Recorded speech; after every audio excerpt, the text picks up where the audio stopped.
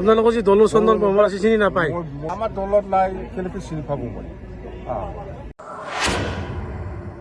প্ৰমোদ বড়োৱে ডাইৰেক্ট আপচু অফিচৰ পৰা নীতিশিকত চলাই আছে, সেইকাৰণে মানুহবিলাক বেয়া পোৱা হৈছে।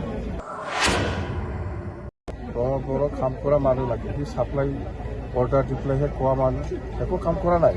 নতুন একটা কাম কৰিছে, এই CITত একটা স্পীড ব্ৰেকাৰ নতুন দিছে, এইটোৱেই বহুত আছে। আৰু জইনিং প্ৰগ্ৰাম মই যিখিনি পাইছোঁ, মেক্সিমাম UPPLৰ কৰ্মীসকলে আমাৰ দলত যোগদান কৰিছে। আৰু আজি GSPও বহুত সদস্য আৰু নেতাসকল জইনিং কৰিছে, গতিকে ভাল। আৰু BJPৰো আছে, BJP টোটেল দুটা সমষ্টি লৈ পেলাই 300+ আছে। এইটো খুব ভাল বুলি আমি ক'ব পাৰোঁ।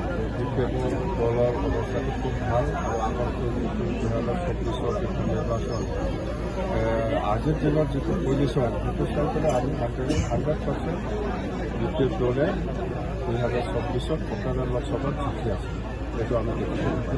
কেইটা সমষ্টিত খেলিব ছাৰ? আমি দুটা সমষ্টিত আমি খেলিম, একটাটো হ'ল ওদালগুৰি দৰং লোকসভা আৰু ভূটানৰ লোকসভা। মিত্ৰতা হ'ব নেকি ছাৰ? কাৰো লগত মিত্ৰতা নহ'ব। আমাৰ পাৰ্টিত অলৰেডি ডিচিশ্যন লোৱা হৈছে যে আমি কাৰো লগত মানে মিত্ৰতা নকৰি পেলাই আমি ইণ্ডিপেণ্ডেণ্টলি লোকসভাটো আমি খেলিম।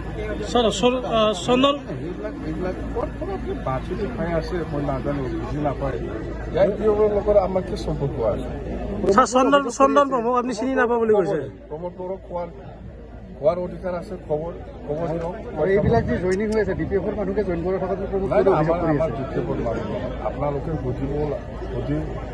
বুজিব পাৰে, যিসকল আজি জইনিং কৰিছে সিহঁতে অৰিজিনেলি UPPLৰ মানুহ, GSPৰ মানুহ।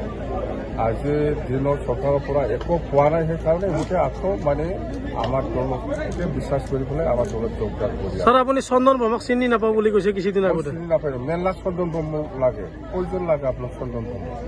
আপোনালোকৰ যি দলৰ চন্দন ব্ৰহ্মৰ আছে চিনি নাপায়? মই বুজি নাপায়। প্ৰাক্তন মন্ত্ৰী BPFৰ কয়জন প্ৰাক্তন মন্ত্ৰী লাগে তো আপোনালোকক? প্ৰাক্তন মন্ত্ৰী খালি একজনে থাকে, মেলা আছে, প্ৰমিলা আছে। ছাৰ কিবা সংঘাত হৈছে নেকি? মোৰ লগত একো নাই। চিনি নাপায় আপুনি? মোৰ লগত একো নাই এইবিলাক। ছাৰ আপুনি চিনি নাপায়? আমাৰ দলত নাই, কেনেকৈ চিনি পাব মই? চন্দন ব্ৰহ্মই বেলেগ আন দলত গৈছে নেকি? চন্দনৰ লগত কি হৈ আছে আপোনালোকে? চন্দনকে কিয় সুধি থাকে? চন্দনে আপোনালোকক সুধিব দিছে না, এই মোৰ কথা সোধকচোন, কি কয় সি? আপুনিয়ে কৈছে চন্দনে মানুহ পঠাই আছে, কোনোবা সাংবাদিকক কৈ আছে, মই জানো কোকৰাঝাৰক বা ক'ৰবাত চন্দনে মানে সাংবাদিকসকলক সুধিব দিছে। নহ'লে ইমান বছৰ চুপচাপ আছে, এই 3 দিন 4 দিন হ'ল চন্দনে মানুহ লগাই দিছে, এই হাগ্ৰামায়ে কি কয় সোধকচোন।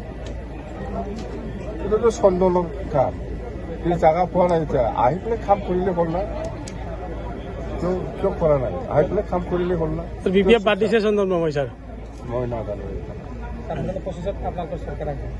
25ত আৰামত চৰকাৰ আহিব। আজিৰ দিনত মই কৈ আছোঁ, কোনো মানুহে ভাল পোৱা নাই। প্ৰমোদ বড়োৱে ডাইৰেক্ট আপচু অফিচৰ পৰা নীতিশিকত চলাই আছে, সেইকাৰণে মানুহবিলাক বেয়া পোৱা হৈছে। নীতিশিক অফিচৰ পৰা চলাওক চৰকাৰটো। আপুনি যদি কিবা বিচাৰিব লাগে, আনিব লাগে, এই আপচু অফিচত যাই পেলাইহে আনিব লাগে। তো কোন ৰাজবংশী মানুহ, কোন গোৰ্খা মানুহে আপচু অফিচত যাই পেলাই স্কুল ল'ব? আপোনালোকে যাব নেকি? কোনোবা মুছলিম মানুহে, কোনোবা গাৰো ৰাবাই আপচু অফিচত যাব নেকি? আপচু অফিচৰ বড়ো জাতীয় ছাত্ৰ সন্থাৰ অফিচ আপচু। ইয়াক কেনেকৈ যাব? কোনোবা মুছলিম, কোনোবা গাৰো ৰাভা, কোনোবা নাথ যোগী, কোনোবা সেই আদিবাসী, কোনোবা গোৰ্খা, কোনোবা বেংগলী, কেনেকৈ যাই পেলাই স্কুল ল'ব?